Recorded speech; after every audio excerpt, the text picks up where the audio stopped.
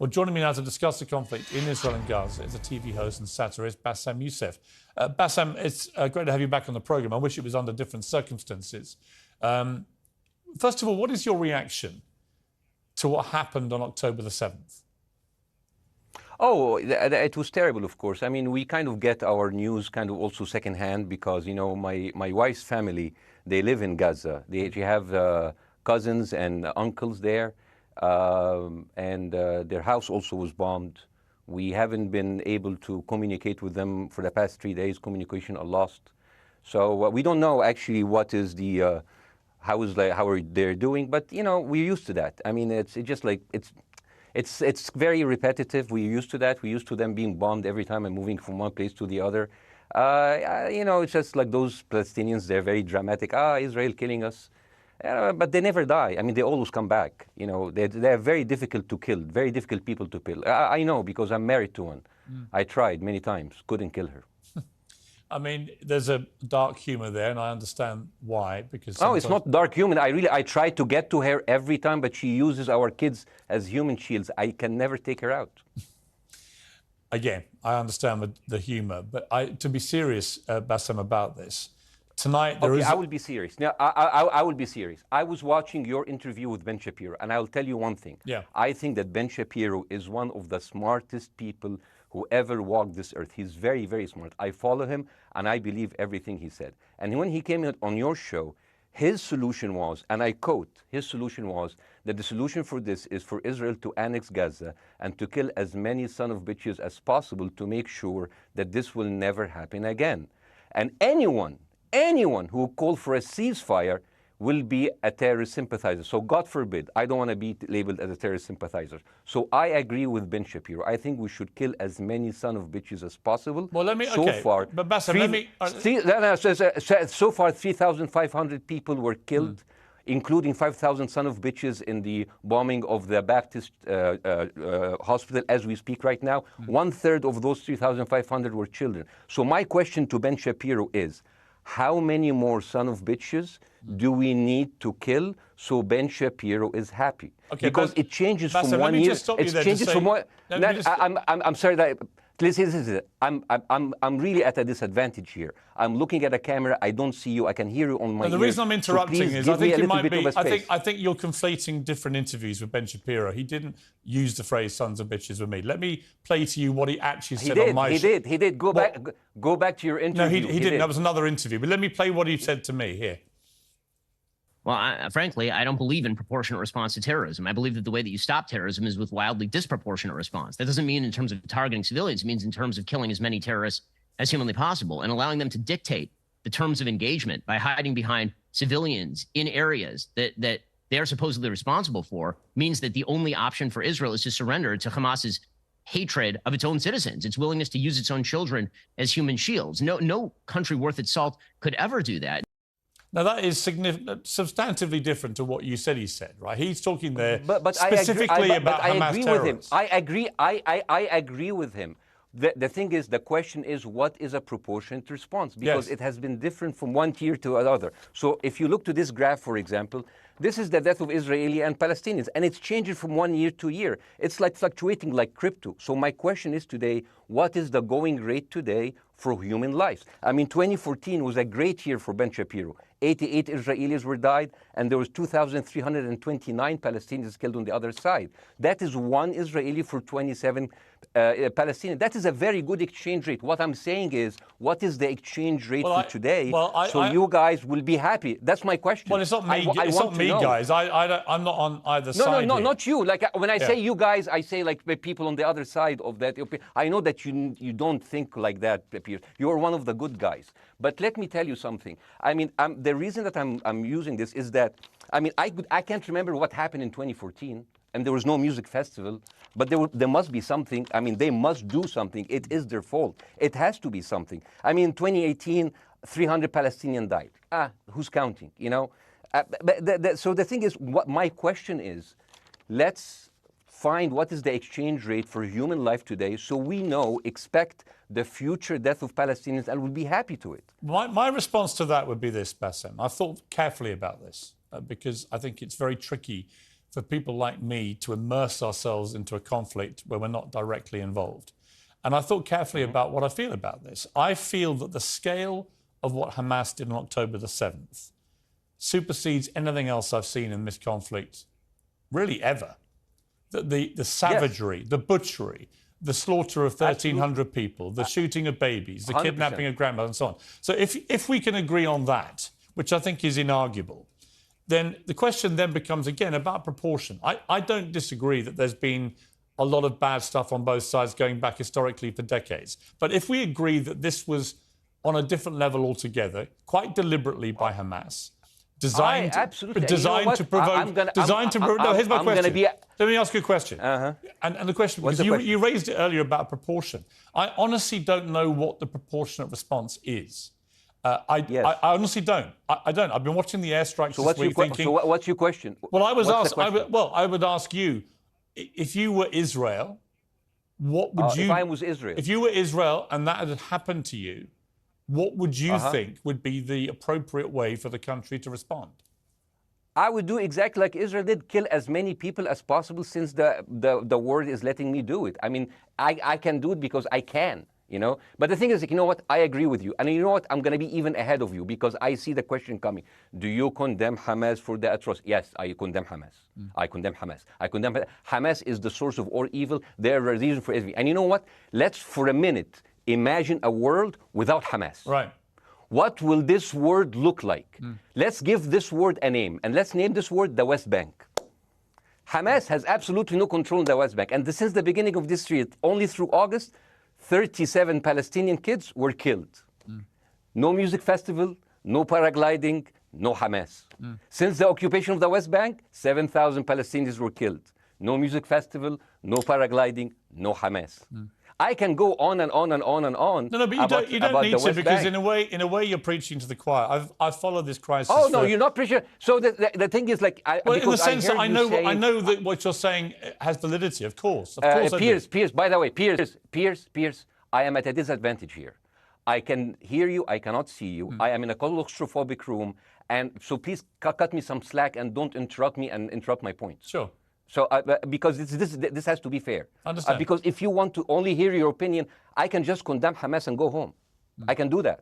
So, do you want to do that, or do you have a much more nuanced conversation? No, I absolutely want to have a nuanced conversation. I wasn't aware I was interrupting you. I thought I was letting you speak. Amazing. So I would say I really applaud Israel for doing one thing that no military force in the world does. Because I heard Ben Shapiro and I heard Ron DeSantis, and they said Israel is the only military force in the world that warns civilians before bombing them. I mean, how fucking cute. That is so nice of them.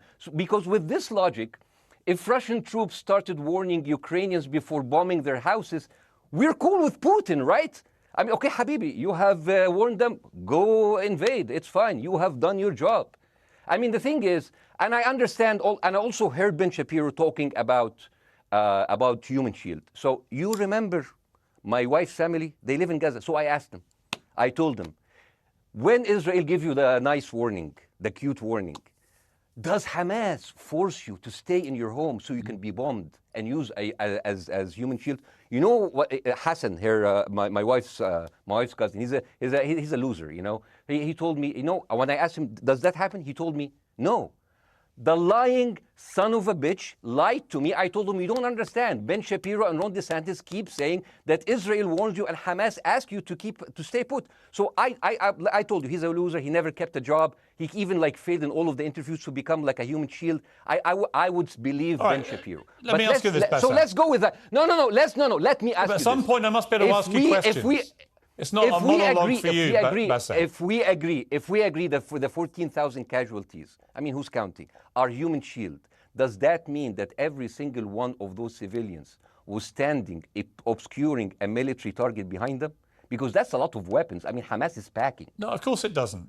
And look, So there's some collateral damage. Lots of collateral damage. Yes. It's fine, yeah. You kill some to save some and then kill some more. Yeah, I agree. Yeah. Well, let me ask you this. Again, it comes back to proportionate response. When the world decided it had to get rid of ISIS because of the appalling butchery they were carrying out, it did so by also killing very sadly, a lot of civilians along the way by doing airstrikes against places which But killing civilians are inevitable. You said that in the beginning. My point is, it's inevitable. Yeah, but once Israel has decided that they want to get rid of Hamas, and Hamas is embedded with civilian population, I'm very concerned about what's going to happen next. I've written a column tonight saying, I remember the Iraq War, which I opposed, right? I remember all this. So my question for you is, what would you think would be an appropriate response by Israel to what happened? Well, these are years of disproportionate responses of Israel. Right. Did it solve the solution? Did it solve the problem? Did it work before, so it will work? What will be the surprise this time? What will be the twist that will make this work this time? What will be different this time? Seriously, I mean, like, this is only the last 15 years. I mean, because it's too many papers. I just got this. But how will this be different? And the thing is, I am so glad in the introduction that you mentioned the Iraq War. I applaud you, Piers, for saying that, because you were honest about it. You said that spreading lies like WMDs make people look at those people as less of humans, and they would accept the death of 1 million Iraqi, whether by sanctions or by invasion, right? You are a good man. This is amazing. And you know what is similar? Is when you spread the lies of 40 decapitated babies, although it was refuted. So what happens when people hear that, killing babies is horrible. But when you say decapitated 40 babies, you are planting a certain image with a certain trigger in people's mind. Who has said that? Who has said 40? Who has said that? Who has said 40 decapitated? Who has said that? You have repeated. No, I haven't. What? I've never said that. You haven't said on your show 40 decapitated babies? Never. Ben Shapiro didn't say it? No. Ron DeSantis didn't say Nobody it? has said it. Okay, no, nobody said it? No. Oh, okay. Okay, maybe I am wrong. Decapitated. Here's you're the thing. wrong. I've never said that. The thing, what happened, no, you're wrong. But the thing is, when Iraq, the thing is, the same thing is happening in Iraq. Ben Shapiro once tweeted, not even about Gaza, about the West Bank, when Israel continued to build the illegal settlement. He said, 2017, Israel likes to build things, and Arabs, not Palestine, not Hamas, Arabs like to bomb crap and live in open sewage. Yeah, I thought that was very the Israeli defense minister, he said, those are human animals. And the thing is, Ben Shapiro should know better, because, long before the Holocaust, before Jewish people were thrown in the gas chambers, the Nazi propaganda called them rats. Now, as a human being, I will never accept that another human being being thrown into a gas chamber. But a rat, kill 10, kill 1,000, 3,500. They are son of a bitch. They are human animals who live in open sewage and decapitate babies. And because of that propaganda, Mr. Morgan, that guy in Illinois, the 71-years-old guy, he killed, stabbing the 6-year-old Palestinian kid in Illinois 26 times. And he used to play with him. They used to be friends. But he went in, marching into their apartment, stabbing his mother and killing him, shouting, all Muslims could die. Yeah. It took you 80 years to change one word from Jewish to Muslim. And then you transferred your guilt to us and took away our land. Bassem, let me ask you a question. That deal sucks, man. Let me ask you a question. How do we get from where we are now to peace? Well, first of all, you need to change the perception. Nikki Haley, the American presidential candidate, said, we are in Israel in this because it's a fight between good and evil. Now, if you already decided someone is good, he can do no evil. And if you decided someone is evil, it's good to kill them. Killing them is good. You see, and the thing is, it is not like something new. I mean, I look at history and I see, I'm sorry to say that, but Westerners has always dealt like this with indigenous people. You first treated them like savages, Native American, First Nation, Aboriginal. They're savages. Kill all the savages. And then when they're almost extinct, you start feeling sorry for them, like animals. So maybe the solution is that we kill as many Palestinians as possible, so the few of them that remains do not bother you. And maybe Netanyahu, when he lives for another 100 years, he'll become a tree hugger. Let me just challenge you on this. And he will campaign for preserving the three Palestinians. You keep talking about Westerners like me. Okay, so let me return the favor, okay? Hamas is dedicated to the complete eradication of Jewish people. I am not the spokesman for Hamas. I'm not saying you are. Why do you keep... I'm not saying you are. I'm not their spokesman. You're talking to me. I fucking hate them. Bassem, fuck Hamas. Hamas. No, are you happy? You're missing my point. You're talking in a generalized way about people in the West who always talk about Arabs as savages. I don't. No. I'm talking about America. I actually led the campaign. I led the media media campaign in this country against the Iraq War. Okay, so I don't see. I don't see people in the Middle East as savages. You are one of the good ones. But what I would say is, I'm not talking about you. You're great. No, it's not about me being amazing. great. We love you.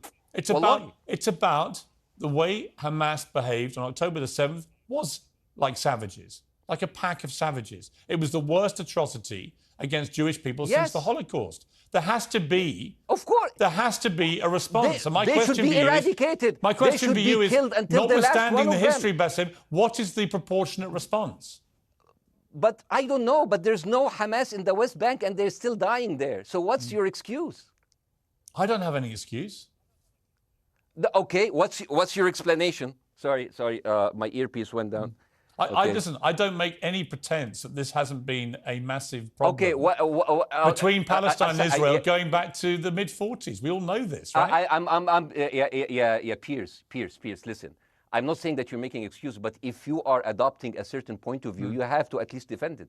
I'm telling you, there is no Hamas in the West Bank. What is the excuse? Not your excuse. What is the excuse to kill those people? Well, listen, this question of proportionality is one that... No, answer my question. I've been answering your question. You answer mine. It's actually not my job to answer your questions. It's not. Okay, not your job. Not. I agree with you. I'm more interested in you, who has family in Gaza, who's an Egyptian in the Middle East, right? I'm more interested in what you have to say. Okay, I'm telling you. I think Hamas is the problem, okay? Right. Now, let's say Hamas is removed. Let's Hamas. I'm agreeing with everything. You want me to condemn Hamas? I will condemn Hamas, Hummus, Hassan, everybody. Guys, say wait. I can't hear you. The earpiece. Damn. Okay. Oops. Okay. Yeah. Okay. I do need help. I think. Okay. Just go back. Is he there? You go back. You go. Can you hear me? Okay. Go. Thank you, guys. Can you hear Bassem? Yeah. Now I can hear you. Okay. So here's the thing. Can you hear? Okay. Yeah. So Isaac, let's say, for example, Hamas ceased to exist.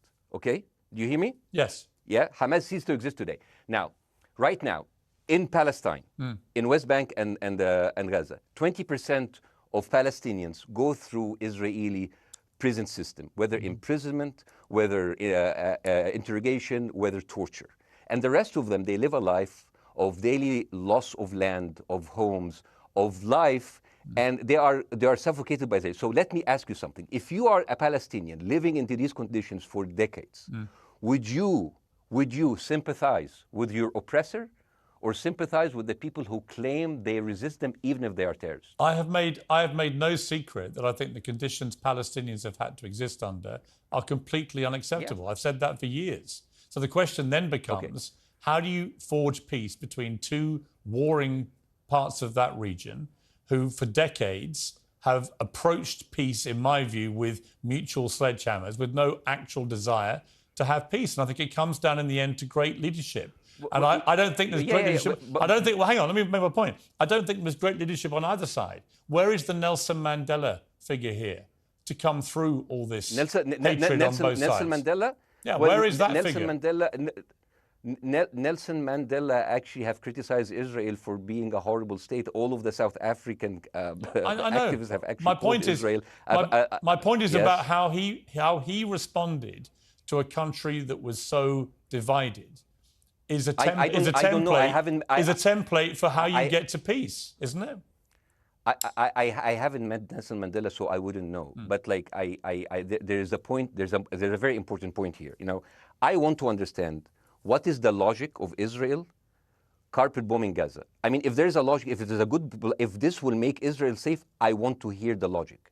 So if they continue bombing, what are they hoping to achieve? Well, I think we know what their stated aim is. Their stated aim is to eradicate and wipe out Hamas. They believe Hamas are living predominantly in northern Gaza. They also are aware they're living amongst civilians. So it's an incredibly difficult thing. As I said in my monologue, it is very, very difficult to see how they do this without massive collateral damage.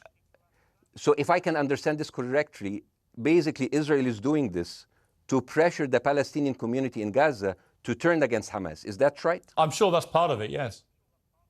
That's part of it. So this is exactly what terrorist organizations do, because terrorist organizations will have no chance beating a whole nation in battle. So they terrorize and they kill the civilians in order to spread fear and terror so they can turn against their government to change their policy or to resign. You have just compared Israel with ISIS. No, I haven't. I don't see any comparison between It's going to be the headlines tomorrow. Piers Morgan, Israel is ISIS. Only amongst people who weren't listening. The comparison, which is more apposite, is ISIS and Hamas. They are both nihilistic terror groups intent on killing as many Jewish people and others as they can possibly kill. And you can't get peace with people like that. Absolutely. You know what? I'm going to do something that nobody done on your television. You know what I'm going to do on your episode? I'm going to pretend that I'm an Israeli citizen. I'm going to put myself in the place of an Israeli settler in the kibbutz. And I want to speak to my Prime Minister, Benjamin Netanyahu. Mr. Benjamin Netanyahu, I have voted for you because you have promised us peace and prosperity and security. On the 7th of October, those son of bitches Hamas, they went into the fence that is regularly heavily guarded. Usually if there's like a dove that comes close to it, it will be shot. Those people went in and they went for 6 hours before IDF forces was deployed, killing our friends, our families, kidnapping our grandmothers and babies, and went in. I want to ask you, Mr. Prime Minister, after you have fractured the Israeli community and you have fucked our courts, our Supreme Courts, what are you doing with the money being given to you, to the United States? Also, you are carpet bombing Gaza with absolutely no regard to our hostages, our people. I heard a rumor in the kibbutz that you're doing that you let that happen as an excuse to carpet bomb Gaza, so you push them into Sinai. And I didn't believe that. That's like, not my prime minister. He can never do that. And then I watched an interview for Danny Ayalon. He was your chief advisor. He was also the Israeli ambassador to the United States. And you know what he said, Mr. Prime Minister? He said that the solution for those Palestinians is to go into a vast land of Sinai and live into tent cities temporarily, temporarily, wink wink, until we build Gaza again, and then we invite you back. يعني عبط احنا بقى. يعني فاهمني؟ أصل we've seen this movie before. So يعني, and when I saw this, I couldn't explain to my fellows in the kibbutz, how come our Israeli government is trading human lives for another piece of land? So as an Israeli citizen, I need to hold my Israeli government accountable. And as an American citizen, I want to know all of these money that we are giving to Israel. We're giving them $4 billion every year. Joe Biden said it's the best investment America ever done.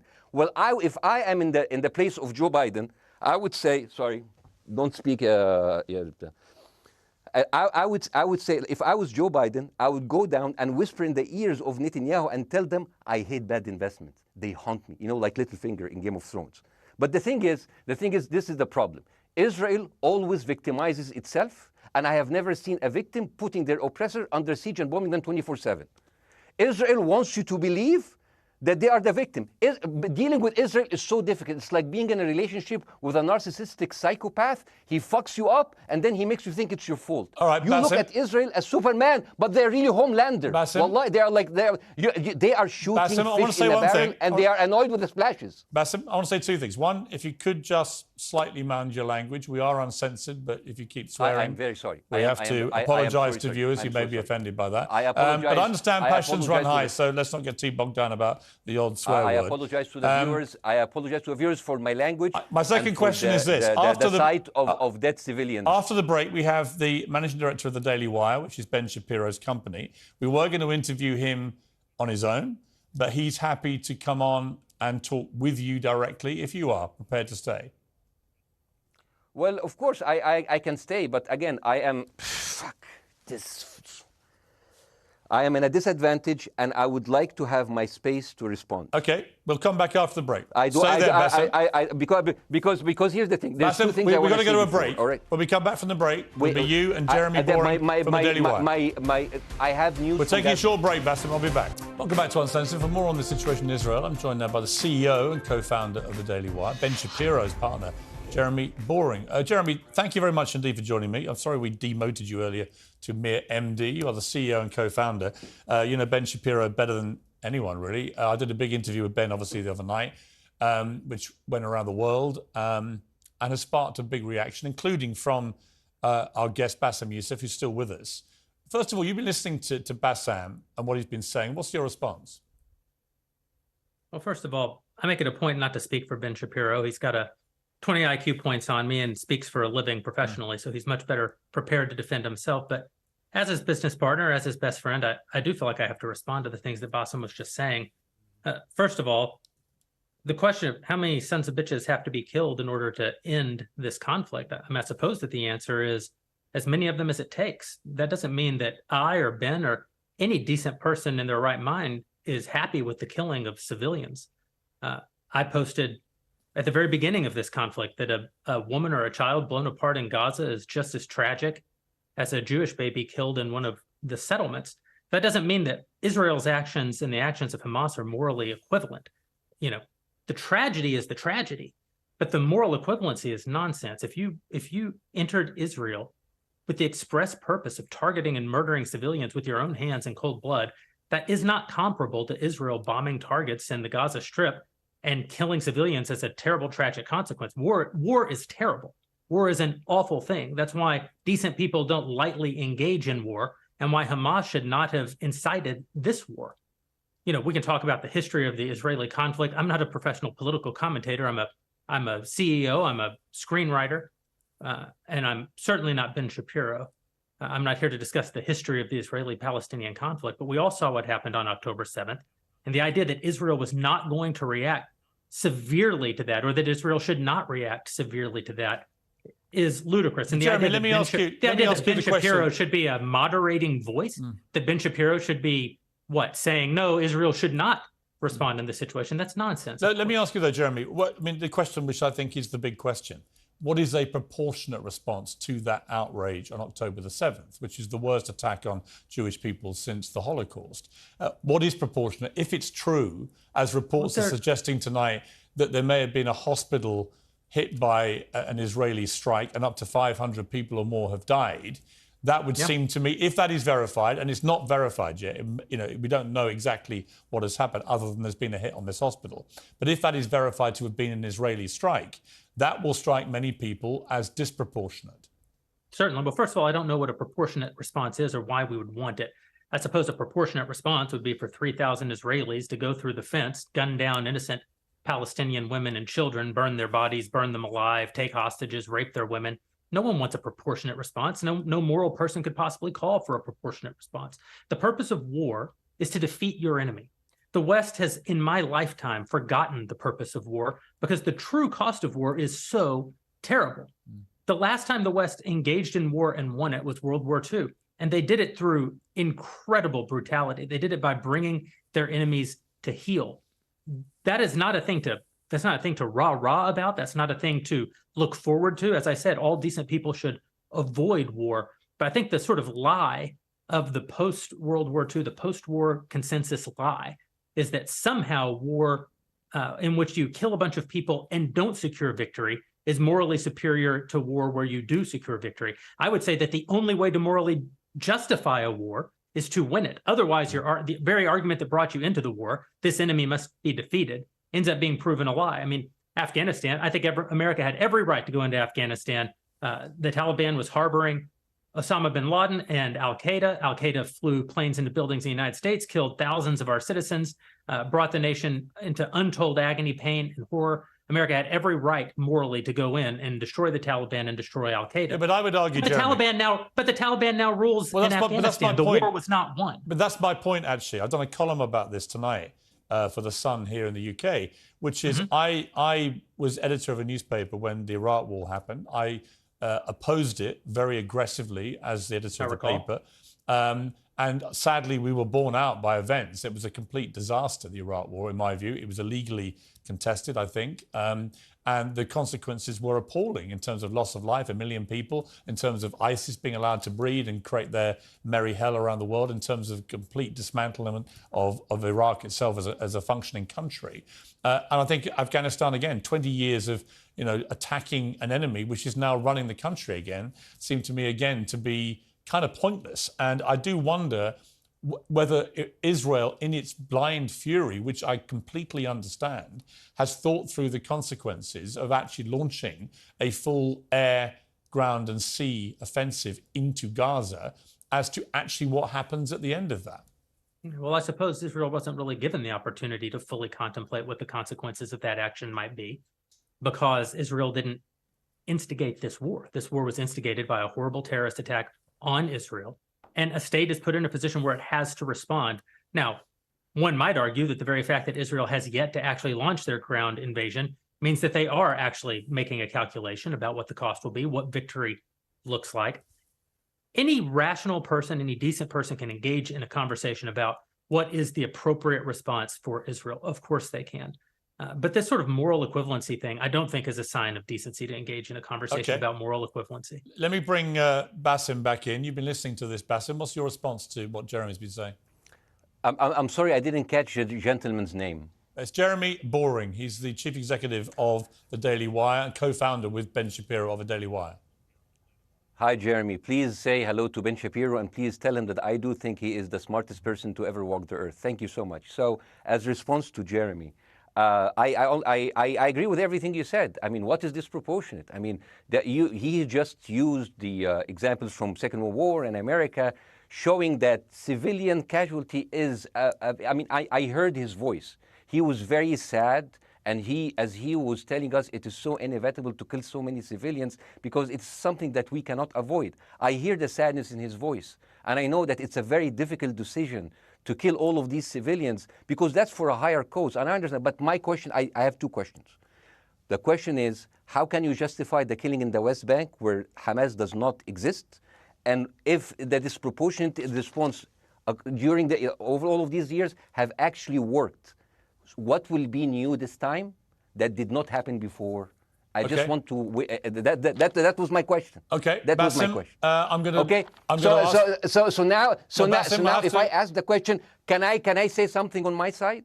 Well, a little bit personal? Baasim, with respect, a little bit personal. Baasim, with respect, I gave you half the show to have your side. Jeremy's had a lot less time.